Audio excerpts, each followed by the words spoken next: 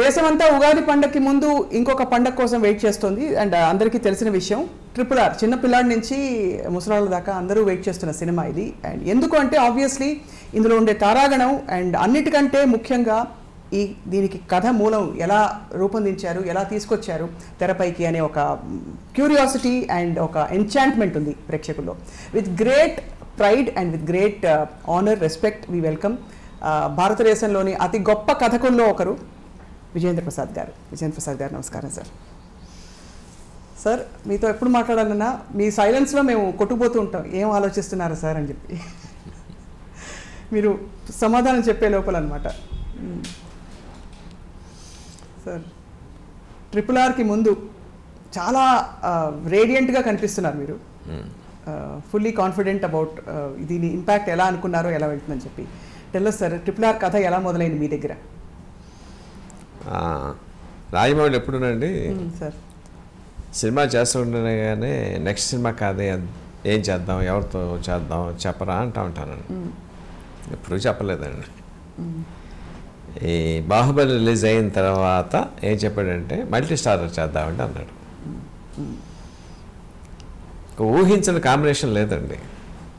రజనీకాంత్ గారు, కమల్ హాసన్ అండి, సూర్య, కార్తీక్ అండి, బాలకృష్ణ గారు, ఎన్టీఆర్ అండి, చిరంజీవి గారు, రామ్ చరణ్ అండి, ఇట్లా రకరకాలు అన్నీ అనుకున్నానండి. ఫైనల్గా చెప్పాడు రామ్ చరణ్, ఎన్టీఆర్ అన్నాడండి. ముందు ఆర్టిస్ట్ పేరు చెప్పాడు. ఆ రీజన్ ఏంటంటే డెఫినెట్గా సూపర్ స్టార్స్ కావాలి. సూపర్ స్టార్ న్యాచురల్గా సూపర్ ఎగోస్ ఉంటాయి. అది ఒక ఏడాది నుంచి 2 ఏళ్ల పాటు వాళ్ళని ఎక్కడ బిగినింగ్ రోజు ఎలా ఉందో ఎండింగ్ రోజు కూడా అదే మెయింటైన్ చేయాలంటే unless he has a personal equation with them apart from the respect what he commands in the field ఉంటే తప్ప ఈ కాంట్ వెయిట్. సో న్యాచురల్గా రామ్ చరణ్తో మంచి సినిమా మగధీర తీశాడు. ఎన్టీఆర్తో కెరీర్ స్టార్ట్ అయింది. సో ఇద్దరితో మంచి ర్యాప్ ఉంది. More than that they themselves are very good friends. Public తెలియదు ఆ సంగతి అండి. అవును, తెలియదు సార్, ఈ మొన్న తెలిసింది. అవునండి, వాళ్ళు చెప్పేదాకా తెలియదు పబ్లిక్ అండి, బట్ ఆబ్వియస్లీ హీ నోస్ అండి. సో అది దట్స్ ద మెయిన్ ఫ్యాక్టర్ అనమాట. మల్టీ స్టార్ చేయాలంటే ముందు వాళ్ళతో స్టైలింగ్ స్మూత్గా ఉంటుంది నాకు అని చెప్పి ద 2 guys అని చెప్పండి, దాని మీద స్టార్ట్ అయింది అనమాట. బిగినింగ్లో ఇంకో కండిషన్ ఏం పెట్టుకున్నామంటే కొలతలతో కథ రాయొద్దు. మీరు చూసే ఉంటారు లేదా కానీ రాఘవేంద్రరావు గారిది ఇద్దరు దొంగలు అనుకుంటారండి, కృష్ణ గారు సోమబాబు చేశారు. దాంట్లో కరెక్ట్గా వాళ్ళ అసోసియేషన్ చెప్పేవారండి, 80 దగ్గర అడుగు 2 ఫ్రేములు అంటే ఇక్కడ కూడా అడుగు 2 ఫ్రేములే, అక్కడ 2 పంచులు అంటే ఇక్కడ 2 పంచులు అండి. అలా ఉండేది సార్, అలాగే తీశారండి. ఇప్పుడు చూసి కొంచెం అది నవ్వులాట కింద ఉంటుందండి. అవును అవును sir. So first factor of course you have to keep the factor that they are super stars. వాళ్ళ తాలూకు ఇమేజ్ అక్కడ దెబ్బతినకూడదు, వాళ్ళ దాన్ని ఎన్హాన్స్ చేసి ఉండాలి. అలాగే అని చెప్పండి ప్రతిసారి కూడా అతను ఏదైనా అంటే ఏదో కౌంటర్ అనాలి, అసలు మా ఫార్ములా తీసేద్దాం. Let the story dominate, the story should be so good they must become the integral part of the story. అర్థమవుతుంది కదండి. అవును, వాళ్ళ కోసం స్టోరీ రాస్తున్నాం, వాళ్ళ చుట్టూ స్టోరీ రాస్తున్నాం. At the same time the story should be so good, వాళ్ళ దాంట్లో పాత్రలు దాంట్లో ఒదిగిపోవాలి తప్ప వాళ్ళు విడిగా కనిపించకూడదండి.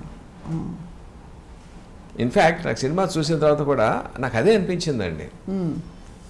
అంటే లైక్ ఎలాగనిపించింది అంటే సో ప్రతిసారి use to wonder how it is happening. అంటే ముందు ఈ బిల్డప్ మామూలుగా రజనీకాంత్ గారు స్క్రీన్ మీదకి వచ్చారనుకోండి, సూపర్ స్టార్ SUPER అక్షరాలు పడతాయి కదండి, మ్యూజిక్ పడండి, అవి లేవండి. యాక్చువల్గా హీరో కావాల్సిన ఎలివేషన్ అంతా ఉందో దాంట్లోనూ, బట్ అది లేదన్నమాట అండి. నాకు సినిమా చూసి ప్రతిసారి ఏమనిపించిందంటే వీళ్ళు సూపర్ స్టార్సే కదా, ఏంటి ఇట్లా ఉన్నాయి దీంట్లో ఒదిగిపోయారు ఏంటంటే నాకు ఒక విజన్ కనిపిస్తూ ఉండేదండి. చిరంజీవి గారి దగ్గర రామ్ చరణ్ పక్కన ఉన్నాడు అనుకోండి, వాట్ విల్ హిస్ బిహేవియర్, తండ్రి పట్ల గౌరవం, వినయం, శ్రద్ధ. At the same time father knows that is super star, he himself is that is super star. అలా ఎన్టీఆర్ గారు హరికృష్ణ గారు పక్కన ఉన్నారనుకోండి, ఆయన ప్రవర్తన ఎలా ఉంటుంది? That's the same body language I have seen in the movie. నాకు అనిపించిందండి. I never talk to them. సినిమా చూసిన తర్వాత that's the respect they give to the story maybe ఇండైరెక్ట్గా the confidence or trust the kept in the director, respect అనండి, the trust the kept in the director. Yes, ఎట్టి పరిస్థితుల్లోనూ మనకి ఎక్కడ తేడా చేయడం, we can trust him. So I could see it through out the movie and from beginning to end. Sir ఒక direct question అడుగుతాను, ఏం అనుకోకపోతే, మీరు ప్రమోషన్స్లో ఎందుకు సార్ కనిపించట్లేదు? అంటే ఇప్పుడు మీరు చెప్తున్న దాన్ని బట్టి దీనికి అసలు ఇంత పెద్ద ప్రాజెక్ట్కి మూలమే కథ, మీరు కనిపించట్లేదనే ఒక విషయం చిన్న, అంటే వివాదం అని కాదు కానీ దాంట్లో పెద్ద వివాదం విషయం కూడా లేదండి sir. President Kennedy, American president Kennedy గారు ఒక సేయింగ్ చేశారండి, చెప్పారు, నాకు చాలా ఇష్టమైన సేయింగ్ అండి అది. Think not what the nation has done to you, think what you can do to the nation. దేశం నీకేం చేస్తే ఎప్పుడు అనుకోవద్దు, దేశాన్ని నువ్వేం చేసావు. ఈ సినిమా కథ రాసినందుకు they paid me money, I'm getting fame. దీన్ని నేనేం చేయాలని ఆలోచించాలి తప్ప దాంట్లో ప్రమోషన్ కనిపించానా లేదా అన్నది సెకండరీ ఫ్యాక్టర్ అండి. మీకు ఇంకో సామ్యం చెప్తాను. ఒక బిల్డర్ ఒక ఇల్లు కడతాడండి, ఇల్లు కట్టేటప్పుడు select the best painter, best masonry, best wood work, అన్నీ బెస్ట్ తీసుకుంటాడండి. కానీ అమ్మేటప్పుడు పలానా వాడు కట్టాడంటే పలానా చేస్తే చెప్పడు కదా, మొత్తం ఇల్లు చూపిస్తాడండి. అంతే కదండి. సో సినిమా తయారు చేయడం ఒక పద్ధతి అండి, ఒక ఫేజ్ అండి. ఆ ఫేజ్లో ప్రతి ఈ స్టెప్లో నేను ఉన్నానండి. అంటే కథ అనుకున్న దగ్గర నుంచి అఫ్కోర్స్ కథ నా దగ్గర స్టార్ట్ అయింది. ఆ తర్వాత ఆర్టిస్టులు ఎలా అనుకుంటున్నాం, ఏ చిన్న చిన్న సలహాలండి. ఆ తర్వాత ఏదైనా సెట్ ఇంపార్టెంట్ సీన్స్ తీసుకెళ్ళి ఎక్స్ప్లెయిన్ చేసేవాడు, ఇలా చేద్దాం అనుకుంటున్నాను, ఏదైనా తోస్తే చెప్పేవాడు. రష్ ఎప్పుడప్పుడు చూపించాడండి, ఎడిటింగ్ కూడా చూపించి ఏమైనా సలహాలు అడుగుతాడండి, ఏమైనా చెప్తారని చెప్పని final copy work everything is there. Once the product is there, then the marketing team steps in. The marketing team thinks that my presence would help in the marketing, definitely would have asked me. Right. అంత తప్పించి దాంట్లో ఇంకేమీ సబ్టెక్స్ట్లు ఏమి లేవండి దాంట్లోనండి. అంతే ఏం లేవు. కానీ అంటే ఇక్కడ మీకు సందర్భం వచ్చింది కాబట్టి సార్, మీ అబ్బాయికి మీరు సినిమా కథ రాయడానికి బయట కథ రాయడానికి వ్యత్యాసం ఉందా? రెండు మీకు జస్ట్ మీ క్రాఫ్ట్ మీరు బయట పెడుతున్నారంటారా సార్? అంటే బయట వాళ్ళు తిట్టుకోవటానికి ఉంటుందండి, ఇండియా తిట్టుకోవటానికి ఉంటుంది, అదొకటే తేడా అండి. Okay sir. ఎలా సార్, చిన్న ఉదాహరణ కూడా ఇస్తే మేము ఇంకా సంతోషపడతాం. I can't use cuss words. Right. బయట వాళ్ళని తిట్టుకోవచ్చా సార్? తిట్టుకోలేమా? అంటే మీకు తెలుసు యూజువల్గా ఏం తిట్లు వస్తాయో తెలుసు కదా, ఉంటాను. అవునవును, దాంట్లో నేనే ఉంటాను. అర్థమైంది సార్, అర్థమైంది. అంటే టఫ్ టాస్క్ మాస్టర్ కదా సార్ రాజమౌళి గారు. అంటే more and more we hear about him, ఆయన పర్ఫెక్షన్ కి. అలాగదండి, ఇట్స్ నాట్ టఫ్ అంటే. టఫ్ ఎప్పుడు అవుతుందంటేనండి, ఒక అన్డైజెస్టబుల్ ఐటమ్ ఇచ్చి దాని కథలో పెట్టమన్నాడు అనుకోండి, ద మ్యాటర్ బికమ్స్ టఫ్. ఇప్పుడు RRR కథ మీద ఎంతో మీకు ఐడియా ఉంది కదా, అల్లూరి సీతారామరాజు కొమరం భీం జీవితాల మీద ఆధారపడి తీసినటువంటి కథ. దీంట్లో అర్జున్ దేవేంద్రుడు ప్రత్యక్ష అయ్యండి నాన్నగారు అని చెప్పి అన్నాడు అనుకోండి, అలాంటి కన్సిడర్ అడిగాడు అనుకోండి, that becomes a tough job. అదే అవును, నీకు అర్థమవుతుందండి. అర్థమైంది సార్. అంటే లాజిక్కి లేదు పరిధికి అందని విషయం కొన్ని చోట్ల అట్లాంటివి. అంటే I don't want to mention any directors or producers కొన్నిసార్లు అట్లాంటివి అడుగుతూ ఉంటారంట. అవి అసలు ఎట్టి పరిస్థితుల్లో అవి పొసగవండి. అందులో ఇది ఎట్లాంటిది అంటే feeling like a crossword అండి. ఒకసారి ఆన్సర్ కొంచెం ఇబ్బంది పెడుతుంది, but answer is there, you have to crack your mind అంతేనండి. ఆ టఫ్నెస్ తప్ప క్రాస్ వర్డ్ పజిల్ ఫిల్అప్ చేస్తే వచ్చి ఏ టఫ్నెస్ ఫీల్ అవుతామో ఆ టఫ్నెస్ అంతా మించి ఎప్పుడు ఫీల్ అవునండి. బట్ అలా చూసుకుంటే సార్ బాహుబలి పూర్తి ఫ్యాంటసీ.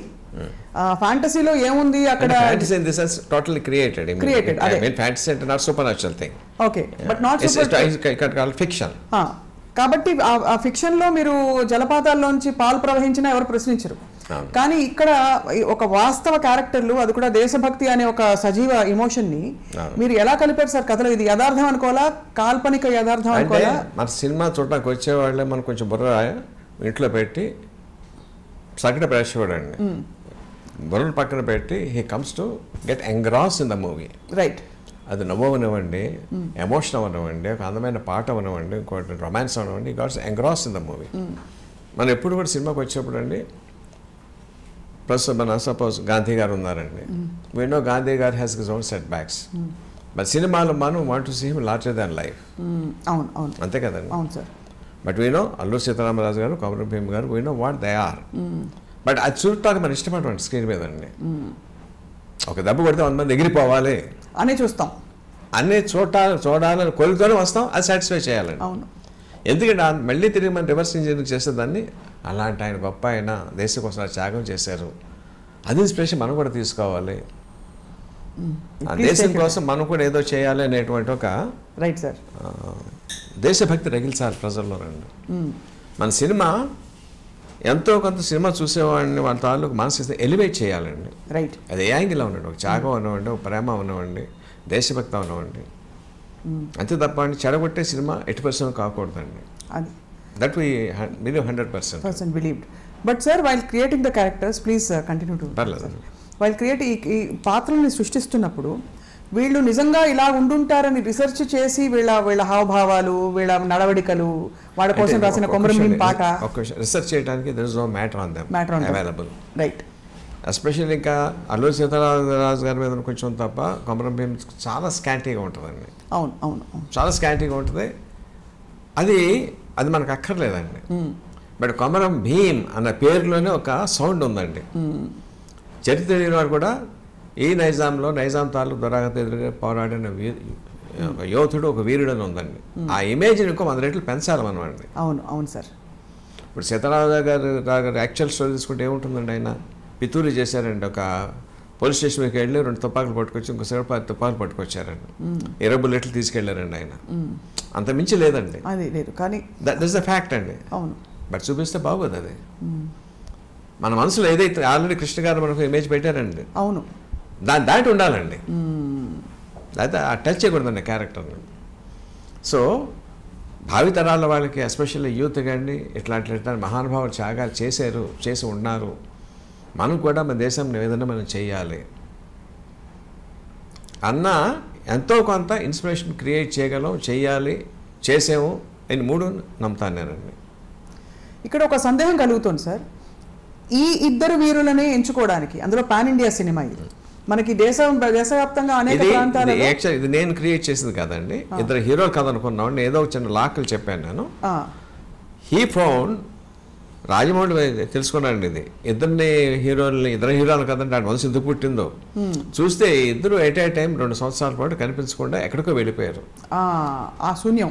ఈస్ట్ గోదావరి నుంచి ఆయన ఎక్కడికి వెళ్ళో తెలియదు, కొమరం భీం ఎక్కడికి వెళ్ళాడో తెలియదు. Nobody knows wear the vent.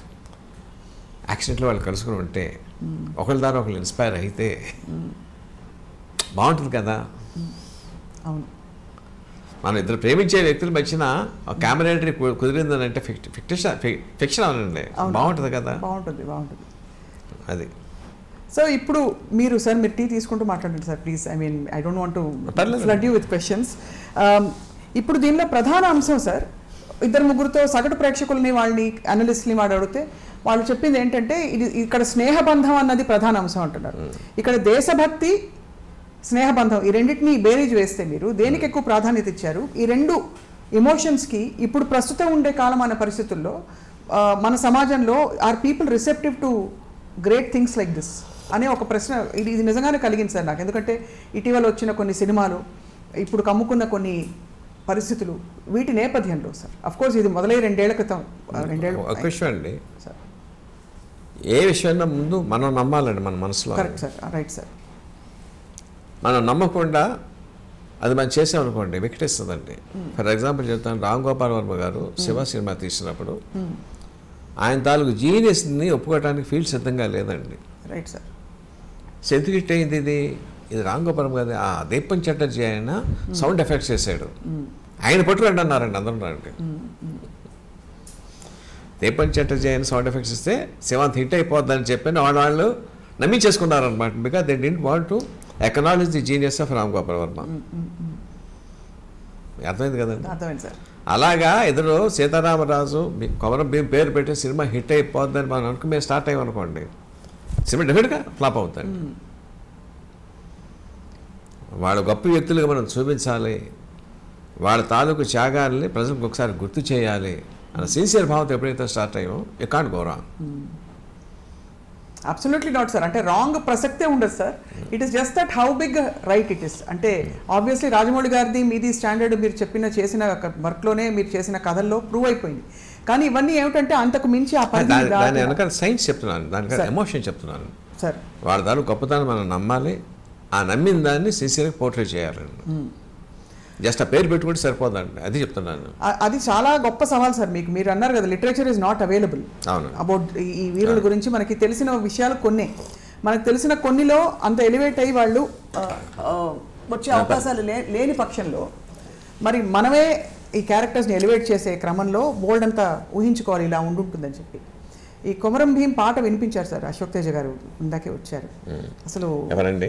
Suddala Ashok Teja గారు. ఆయన వినిపించిన సుద్దాల అశోక్ తేజ గారు వినిపించిన కొమరం భీం పాట అసలు దాని వెనక ముందు ఏమైనా చెప్పారా? కొంత చెప్పారు సార్, మీరు మిగతా మీ నుంచి విందామని వెయిట్ చేస్తున్నాం. మొత్తం లీకే ఆయన ఏం చెప్పారో చెప్తే. ఓహో, ఎలాగో రేపే సినిమా కదా సార్ మనకి ఎలాగో, కాబట్టి ఆబ్వియస్లీ చిత్రహింసలు పెడుతున్న సమయంలో కొమరం భీం అనే యోధుడిని ఆ పాటని ఆయన భరిస్తూ, ఆ నొప్పిని భరిస్తూ తనకి తాను మాట్లాడుకుంటున్న పద్ధతి, అది ఎలా ఇంట్రడ్యూస్, ప్రపంచం పాడాలా లేకపోతే ఇంకెవరైనా? అఫ్కోర్స్ సాక్షి దాంట్లో కాలు ముక్త బాన్సేన అంటే అడుగు తల్లి పుట్టనట్టేరా నువ్వు, తను పుట్టనట్టేరా నట్టేరా అని ఆ పదం ఆ సాక్షిలోనూ దాని తాలూకు అర్థం అండి అని చెప్పారు సార్. అదే, సో ఈ క్యారెక్టర్స్ ఊహించుకోవడంలో సార్ మీరు ఎంత దూరం వెళ్ళారు, ఎంత లిబర్టీస్ తీసుకున్నారు? ఒక ఆలియా భట్ లాంటి ఒక క్యారెక్టర్ని ఇంట్రడ్యూస్ చేశారు కాబట్టి వాళ్ళ ప్రేమ కథ, వాళ్ళ మధ్య తను బ్రీఫ్ రోల్ అని కూడా, ఇవన్నీ మాకు బిట్స్ అండ్ పీసెస్గా అందుతున్న ఇన్ఫర్మేషన్. సో ఒక తెర మీద ఇంతమంది ఇన్ని విషయాలు ఉన్నాయా అనిపిస్తుంది సార్ మాకు. నాకండి I'm very happy that they have selected Alia Bhatt అండి. ముందు ఆలియా భట్ అన్నప్పుడు ఆలియా భట్ అన్న మనసులో చిన్న ప్రశాంతం వచ్చిందండి. The moment I saw her in the makeup, అవునా సార్, ఫ్లోడ్ ఫిదా.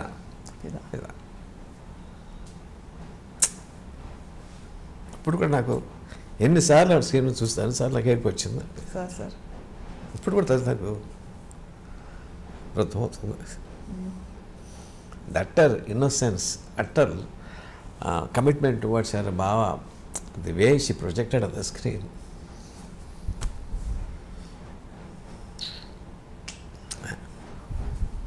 Words fail me.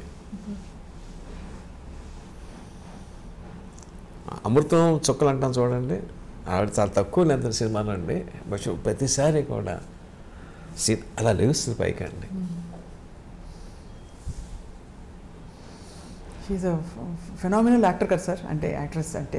బట్ మీరు ఊహించిన సీత అక్కడ కనిపించడం, నేను ఊహించిన దానికన్నా చాలా ఎక్కువ చూపించేసేస్తుంది ఆవిడ. నీ జీవితంలో ఎప్పుడు ఎవరు షూటింగ్ చూడటానికి వెళ్ళాను, మా అబ్బాయి షూటింగ్ చాలా రేరుగా వెళ్తానండి. ఆవిడ చూడటం కోసం వెళ్ళాను నేను షూటింగ్కి అండి. రష్ చూసిన తర్వాత నా జీవితంలో ఇంతవరకు ఎవరితోనూ సెల్ఫీ తీసుకోలేదండి, ఆవిడతో తీసుకున్నాను నేను. బా, ఎంత గ్రేట్ విషయం సార్. అయితే తనకి ఎంత గ్రేట్ అంటే ఆలియా భట్కి మీలాంటి, మీరు ఇన్ని కథలు, ఇంత ఎక్స్పీరియన్స్, చాలా చాలా I'm moved sir beyond words.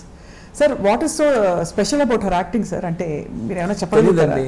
ఆవిడదా అండి ఇట్స్ డివైన్ అంతేనండి. అంటే ఆవిడ పూర్వజన్మ ఫలం అంటాను, పూర్వజన్మ పుణ్యం చేసుకున్నటువంటి వాళ్ళ తల్లిదండ్రులు కానీ ఆవిడది కానీ అంటాను అంతే తప్ప, బయట చూస్తే అంత అల్లరి పిల్లలు, అంత కోతి ఇంకొక పిల్ల ఉంటుంది. You can't imagine. అవునా? You can't imagine. కోతండి, కోతా సార్? అంటే కోతంటే ఐ మీన్ అల్లరి చేయట్లేదండి. But the moment she dance the makeup, Seethamma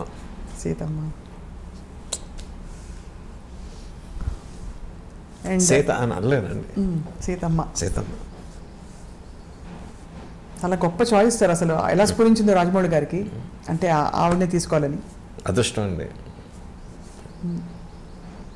I don't think any other artist would have done the same. మనకున్న కంటెంపరీ ఆర్టిస్ట్లో దట్ ఫీలింగ్ ఆఫ్ డివైనిటీ, పతివ్రత, సాధ్వి. It's great sir. I mean we are looking forward to seeing her on screen. చాలా sir. RRR, ముగ్గురు ఆర్లు, మీకు 3 సమానం అని చెప్పచ్చా? అంటే ఈ ప్రాజెక్ట్ వరకు అంటే అండి వర్క్ పరంగా, వాళ్ళు చేసిన జస్టిస్ పరంగా. ఆర్ఆర్ఆర్ ముగ్గురు రాజమౌళి గారు, రామారావు గారు అండ్ రామ్ చరణ్ గారు. ముగ్గురు అని చెప్పచ్చా? ఒకళ్ళకి ఎక్కువ మార్కులు ఏమైనా వేస్తారా? లేదండి, అందరూ బాగా చేశారండి. అండ్ రామ్ చరణ్ గారి క్యారెక్టర్ని ఆయన ఫ్యాన్స్ ఎక్కడా కూడా ఇబ్బంది పడకుండా, అంటే ఆయన ఒక హీరోయిక్ దీనిలో చూడాలనుకుంటారు. తారక్ని మనం ఇమోషనల్ సీన్స్లో కూడా చూసాం, బట్ రామ్ చరణ్ని ఇలా చూపించే క్రమంలో డిఫరెన్స్ చెప్తాను. చెప్పండి సార్. స్టోరీ డిజైన్లో సార్ ఇట్స్ సో హ్యాపెన్, మీ కొమరం భీమ్ అంటే ట్రైబల్ క్యారెక్టర్ అండి, వాళ్ళకి యాక్టర్ ఇన్నోసెన్స్ అండి, అంతే ప్రాణం ఇచ్చేస్తారు, కోపం వస్తే దేనికైనా తెగిస్తారండి వాళ్ళు. He go straight in to the heart అండి, the moments he go straight to the heart.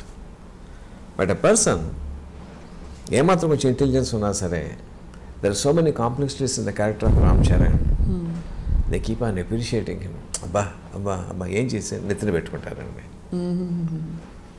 Acting నెత్తిన పెట్టుకుంటారండి. ఎన్టీఆర్ ఇంటి పిల్లవాడు అనమాట అండి, they take him to the heart అండి. That's the difference. They're both complementary. They're not against each other అండి, the characterizations. అంతే నిప్పు నీరు అన్నా చూడండి. అవునవునవును. అంటే ఈ మాట సెంధిల్ కుమార్ గారు మనం మాట్లాడుతున్నప్పుడు కూడా ఇంచుమించు ఇలా ఎక్స్ప్లెయిన్ చేసి చెప్పారు, బట్ మీ అంత విపులంగా కాదు, వారు మితభాష కాబట్టి.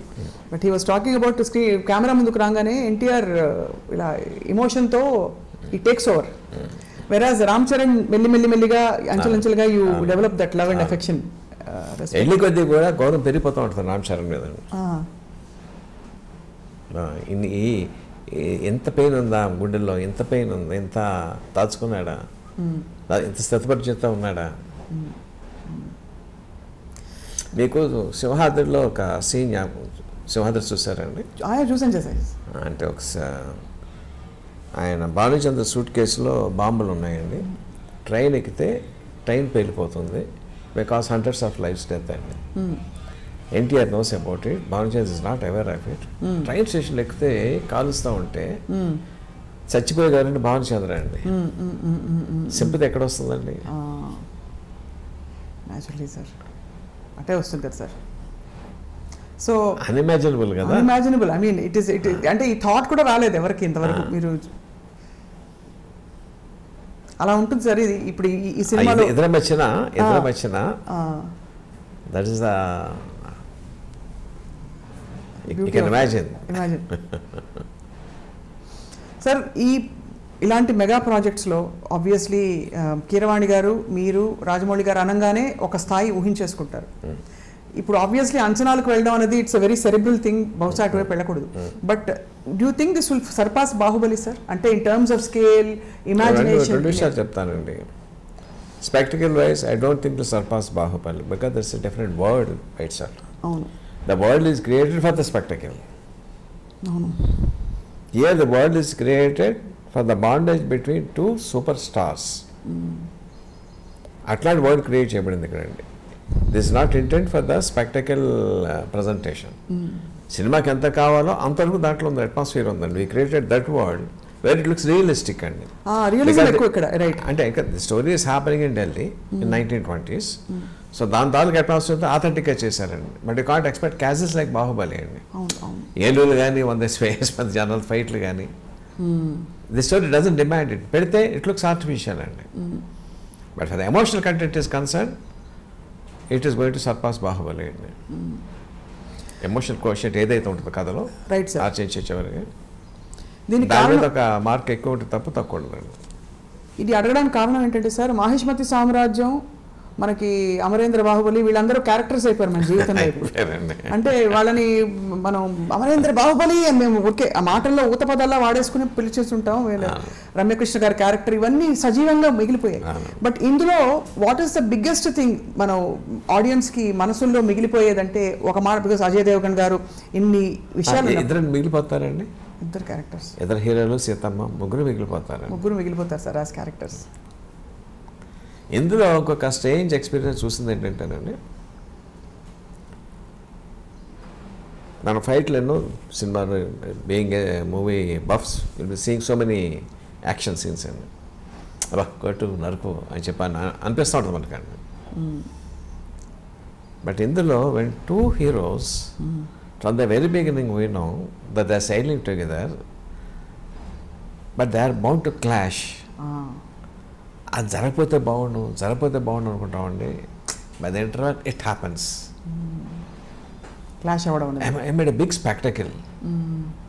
కొడతా ఉంటే నాకు ఏడుపు వస్తూ ఉంటుందండి. అంటే యూ కెన్ ఇమాజిన్, ఒక తల్లి ఉందండి, తల్లికి 2 కొడుకులు ఉన్నారండి, 2 బలవంతులే, 2 మంచివాళ్ళే, 2 తల్లి ముందు కొట్టుకుంటే తల్లి ఫీలింగ్ ఎలా ఉంటుందండి? అయ్యో వద్దురా, కొట్టుకోవద్దురా మస్ట్ బౌండ్ టు హ్యాపన్. అది చూసినప్పుడు ఇది ఇంటర్వెల్లో వస్తుందండి. ఎలాగైతే ప్రతిసారి కూడా నా కళ్ళు చెమరుస్తూ ఉంటాయండి. సినిమా మేకింగ్లో కనీసం 7-8 సార్లు 10 సార్లు చూస్తుంటాను దాన్ని నేను, రకరకాల situation. The feeling never gets diluted and intensity, the intensity of it. ఎప్పుడూ ఒక డౌట్ కలుగుతుంది సార్, 3 గంటల 6 నిమిషాలు నిడివి ఉండే సినిమా ఇది. అండ్ గతంలో అయితే బాహుబలి అయితే 1 and 2. మీరు యాక్చువల్లీ కథ చెప్పడం వరకు ఫైన్, బట్ దాన్ని మళ్ళీ ఆచరణలోకి తీసుకురావడంలో మీ పాత్ర ఎంత ఉంటుంది? మీరు ఎలా చేస్తారు? హౌ డస్ విజేంద్ర ప్రసాద్ గారు వర్క్? అది రాజమౌళిని అడగవలసిన ప్రశ్న నన్ను అడుగుతున్నారు మీరు. సార్ రాజమౌళిని అడగవలసిన ప్రశ్న నన్ను అడుగుతున్నారు. అది అవును, అంతేనా సార్? కథ చెప్పడంతో నా పని అయిపోయిందండి. అంతేనా? ఆ తర్వాత ఆ కథని డెవలప్ చేయడంలో మిమ్మల్ని మళ్ళీ డెవలప్ చేయడం త్రూ అవుట్ ఉంటామండి. The moment is put on the paper, my job is done. ఎప్పుడన్నా ఒకసారి రష్ శ్రమించి అడుగుతూ ఉంటాడు, ఇంపార్టెంట్ సీన్ ఏదైనా తీస్తూ ఉంటే సెట్ పిలిచి ఇలా చేద్దాం అనుకుంటున్నానండి మీరు ఏమంటారు అంటూ ఉంటాడు. అంతేనండి, అంతకుమించి పెట్టుకోకూడదండి. సార్ గతంలో మిమ్మల్ని ఒక క్వశ్చన్ అడిగినప్పుడు మీరు చెప్పారు ఎమోషన్ అన్నది ఏ భాషకు అతీతం, అందరికీ ఒకటే ఎమోషన్ అని చెప్పి.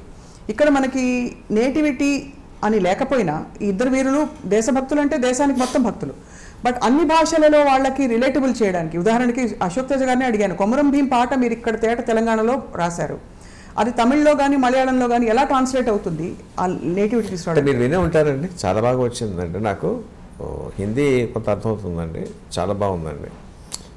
తమిళ్ కూడా కొంత అర్థమవుతుంది, చాలా బాగుందండి. మలయాళం నాకు తెలియదండి, ఎక్కడ దాని తాలూకు సొంపు తగ్గలేదండి. అలాగా వీళ్ళ పాత్రల్ని మనం ప్రవేశపెట్టేటప్పుడు కూడా ఇతర భాషల్లో వీళ్ళుగానే ఉంటారు కదా సార్? అంతేనండి. అంటే దే ఆర్ అల్లూరి సీతారామరాజు గారు, కొమరం భీం గారు. ఇప్పుడు ఝాన్సీ లక్ష్మీబాయి కథ తీశారండి. అవును, ఆవిడ ఎక్కడైనా అంతేగా. ఛత్రపతి శివాజీ కథ తీశారు, చూస్తాం మనం. ఇంకో కథ తీశారు, చూస్తాం మనం. ఇది దేశభక్తి అనేది it transcends the language barrier and region barrier అండి. కాశ్మీర్ నుంచి కన్యాకుమారి ప్రతి వాడికి కూడా భారతదేశం భరతమాత కన్నతల్లి. ఆ కన్నతల్లిని ఎవరంటే గొప్ప సర్రమని పొడుచుకొస్తుందండి. దానికి ప్రాంతం భాష తేడా ఉందని అనుకోను నేను.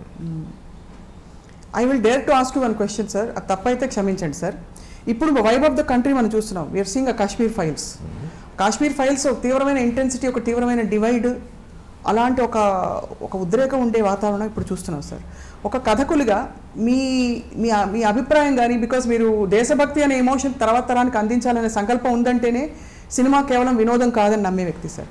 సో మరి ఇటువంటి ఒక ఫిల్మ్ వచ్చినప్పుడు దాని తాలూకు పర్యవసానాలు కానీ పరిణామాలు ఉంటాయని మీరు నమ్ముతారా సార్? అంటే మీరు అంటే ఎక్కడో స్టార్ట్ చేసి ఎక్కడికో వచ్చారు మీరు సార్. కాశ్మీర్ ఫైల్స్ అన్నారు, ముందు నా సినిమా ఇంకా చూడలేదు sir. I know it's blockbuster అండి. బ్లాక్ బస్టర్ కూడా ఇంకా దానికి ఇంకేదో ఉంటుంది. అవును sir, something far this thing. ఇప్పుడు దీని తాలూకు ఏదైతే రిపర్కషన్స్ అంటున్నారు ఏంటంటే నాకు అర్థం కాలేదు. అంటే humanities is going to divide people by communities, by language, by religion, nothing of the sort. అసలు ఆ డౌట్ ఎందుకు వచ్చింది మీకు? RRR గురించి కాదు సార్, కాశ్మీర్ ఫైల్స్ మీరు చూసున్నారు అనుకుని. మన సినిమా కాదండి, let's not discuss about that. Yeah that's fine sir. దీంట్లో ఎట్లాంటి వచ్చే అవకాశం ఉందో మీకు అసలు ఆ థాట్ ఎందుకు వచ్చింది? దీంట్లో వస్తుందని కాదు సార్, అలాంటి సినిమాలు ఉన్న టైంలో డివైడ్ వచ్చే సినిమాలు మూవీ బై ఇట్సెల్ఫ్ అండి, అది movies basing.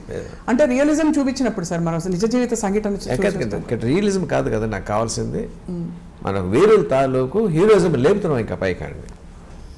We are setting an example to the modern youth. మనం కూడా ఇలా ఉండాలి, దేశం కోసం త్యాగాలు చేయాలి అనే ఒక ఎగ్జాంపుల్, రోల్ మోడల్ క్రియేట్ చేస్తున్నాం మనం. సో రోల్ మోడల్ క్రియేట్ చేసినప్పుడు కూడా అద్భుతంగా క్రియేట్ చేస్తాం sir. Even though there could have been some flaws, we don't mention the flaws. అంతే కదా సార్. అండ్ ఫైనలీ సార్, ఈ సినిమా రోల్ అవుట్ మనకి 2-2.5 సంవత్సరాలు పట్టింది కదా సార్. అంటే కరోనా 2 ఏళ్ళు తినేసింది. So how was the waiting sir? Obviously మీరు చాలా ఫ్రస్ట్రేటింగ్ గా ఉంటుంది కదా సార్. కరోనా టైంలో of course I met you few times. For in other context and అప్పుడు చూశాను మీరు సీత కథ కూడా డెవలప్ చేస్తున్నారు. బట్ ఎలా ఉంటుంది సార్ 2 సంవత్సరాలు వెయిట్ చేయడం, మీరు సృష్టించే కొమరం భీమ్ గారు, మీరు సృష్టించే అల్లూరి సీతారామరాజు గారు తెరపైకి రావడానికి ఇంత టైం పట్టిందని? Waiting just waiting. Waiting is over after few hours. And what is your next one sir with Rajamouli garu? అంటే నేను ఇండివిజువల్గా స్టోరీస్ రాస్తున్నాను నేనండి, several projects I mean two. But next one with Mahesh Babu will be bigger అని announce చేశారు రాజమౌళి గారు. చేశాడండి, నా దృష్టిలో రాస్తానండి. అంతేనా సార్? వాడి దగ్గర ఇది గ్యారంటీ లేదండి, ఎస్ అనే వరకు. అవునా సార్? మీరు డిసప్పాయింట్ అవ్వరా సార్ ఎప్పుడు? అంటే అబౌవ్ ఎవ్రీథింగ్ మీరు యువర్ డాడ్ అండ్ సన్, నాన్న కొడుకులు ఒకటండి. యాజ్ ముందు తండ్రిగా వాడి మంచి కథ రావాలి. వేరే చోట నుంచి నాకన్నా మంచి కథ వస్తుంది అనుకోండి, ఐ షుడ్ వెల్కమ్ ఇట్. రైటర్గానే రాయలేకపోయిన బాధ కన్నా కూడా నా కొడుకు మంచి కథ దొరికిందని ఆనందించాలి నేను. ఎప్పుడు వచ్చే డౌటే సార్, మిమ్మల్ని అడిగారు కూడా చాలామంది, విజేంద్ర ప్రసాద్ గారే ఎక్కువ సినిమాలు ఎందుకు తీయరండి డైరెక్ట్ చేయడం, మీరే కథకులు అయినప్పుడు మరి మీరు అనుకున్న కథని పేపర్ మీద పెట్టి డైరెక్ట్ చేస్తే ఇంకా పెద్ద పెద్ద ప్రాజెక్ట్. అది కాదండి, ఏ సినిమా రచయిత అయినా సరే అతనిలో డైరెక్టర్ లేకుండా సినిమా కథ రాయలేడండి. Because he has to seat with his ice.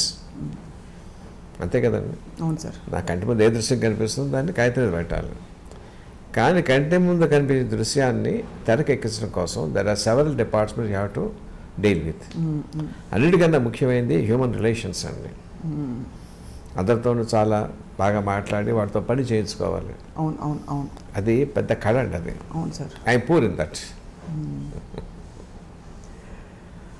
అంటే మీరు పూర్ అని అనుకోగాను సార్, బట్ రాజమౌళి గారికి అది పర్టికులర్ ఇది అని వాడికి చాలా బాగా తెలుసు అండి ఆ కళ.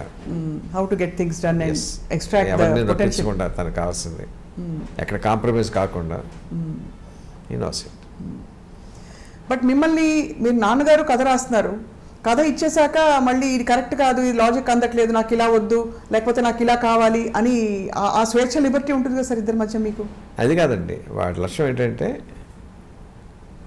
నేను ఏదైనా చెప్తే గౌరవంగా వింటాడండి,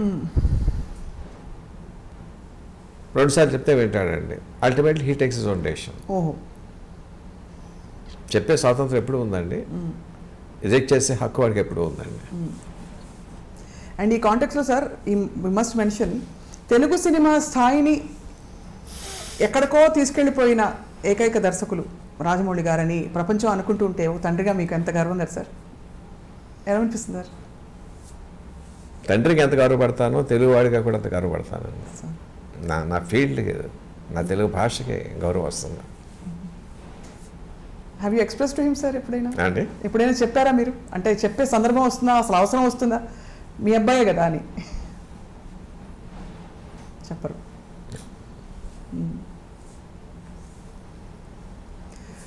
but we are all curious sir to see RRR అనే ఒక మ్యాగ్నమ్ ఓపస్. అసలు ఇట్ వోంట్ డిసప్పాయింట్ యూ, అంతవరకు చెప్తాను నేను.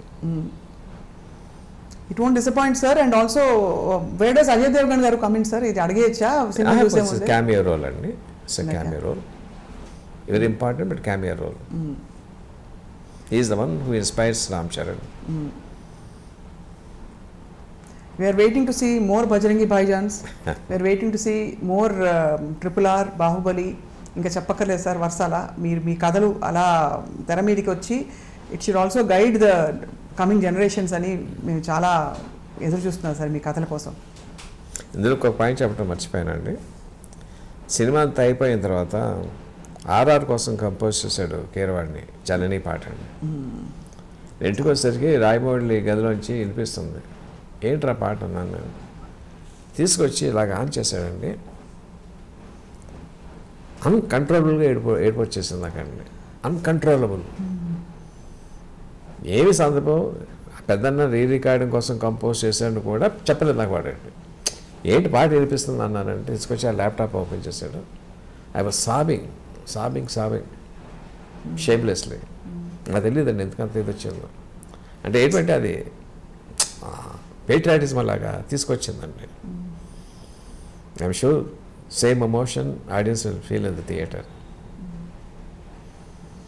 That says a lot sir. మీరు అంతగా మీరు క్రియేట్ చేసిందే మీరు అంత మూవ్ అయిపోయారంటే ఐఎమ్ స్వేర్ అండి, ఇట్స్ ట్రూత్. అసలు ఎందుకు చేసాడో నాకు చెప్పలేదండి ఆయన. పాట అయిన తర్వాత చెప్పాడు రికార్డింగ్ కోసం పెద్దని చేసాడండి. నా సినిమాలో అని కూడా నాకు తెలియదండి.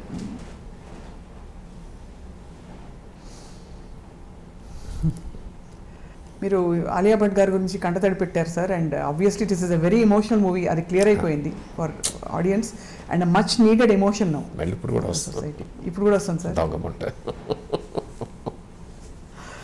ఎంత ఎంత ముద్దొచ్చేసే మీరు ఆ మాట అంటారు సార్.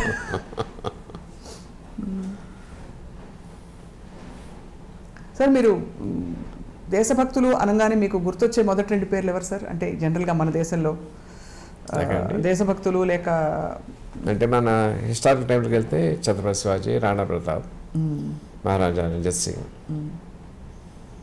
ఝాన్సీ లక్ష్మీబాయి, ఎవరి పేరున్నా రోమాంచితం అవుతుంది. అవునా సార్? అసలు అలా స్పందించగలగడమే గొప్ప ఇది సార్, మీకు అదృష్టం సార్. సో కీరవాణి గారి మ్యూజిక్ అయితే ఇంకా చెప్పక్కర్లేదు మనం. అల్టిమేట్ అండి, అల్టిమేట్. సార్ ఇప్పుడు ఆలియా భట్ గారు కాకుండా ఇతర పాత్రధారులు, అంటే ఇప్పుడు ఇద్దరు హీరోలు ఒక హీరోయిన్, బ్రిటిష్ లేడీ ఒక అమ్మాయి ఉందండి, మీరు ట్రైలర్ చూసారు కదా. అవును, తను she is also integral part of the story. And how did you pick characters తెల్లవాళ్ళ కోసం? అంటే బ్రిటిష్ కాలం నాటి అంటే వాడు రూల్ చేస్తున్నప్పుడు వాడు లేకుండా కథలా ఊహిస్తాం. లేదు అది కాదు sir. How did you pick అంటే ఆ నటులు ఎలా దొరికారని? అంటే కాస్టింగ్ నెక్స్ట్ వాళ్ళు తీసుకొస్తారండి. ఆ అమ్మాయి కూడా చాలా బాగుందండి, చాలా హోమ్లీ అండ్ లవ్లీ. ఎప్పుడు చూస్తున్నారు సార్ సినిమా మీరు? రేపండి. రేపేనా ఫస్ట్ డే? ఫస్ట్ షో కాదండి, 11:30కి దొరికిన టికెట్స్. Right sir. మేము కూడా ప్రపంచం అంతా మీతో కలిసి చూస్తుంది సార్. అందులో మరొక విషయం, సాంకేతికంగా ఈసారి డాల్బీతో పాటు అనేక టెక్నాలజీస్ ఎవరికి ఎలా సినిమా స్కోప్లో 3Dలో అన్ని ఫార్మాట్స్లో అందించడం అనేది చాలా గొప్ప ఘనత. అంటే ఇది ఎంత పెద్ద ప్రాజెక్ట్ అంటే సార్, ఫ్రాంక్లీ మాకు ఇంటర్వ్యూలు చేస్తున్న వాళ్ళకు కూడా ఏం అడగాలో తెలియదు. Because it is too big. ఒక సముద్రం గురించి మనం ఏం అడుగుతాం అంటే తారాగణం కావచ్చు, కథ కావచ్చు, అన్ని విషయాలు కూడా it is beyond our imagination. So we can only watch it and wonder at what is happening on screen, sir. Ari sir, thank you andi, thank you so much for your time, sir. Thank you. It's a great honor meer raavadam maaku, and meeto eppudu interact ayinappudu we get inspired, sir. Raboye kadhala kosam kuda waiting, sir. Seeta katha, sir, especially Seeta katha terakekkali meer cheppina aa roju narrate chesina vidhanga, and prastaniki ee Seetanu chusukoni trupti padachu manam RRR lo. Thank you very much, sir. Namaskaram.